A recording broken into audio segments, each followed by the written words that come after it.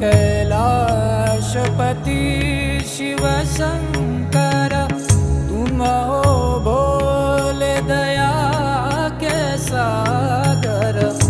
दूर करो सब दुख हमारे, दूर करो सब दुख हमारे।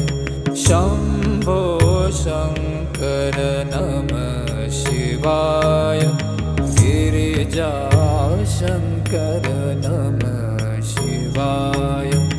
आदिदेव तुम नमः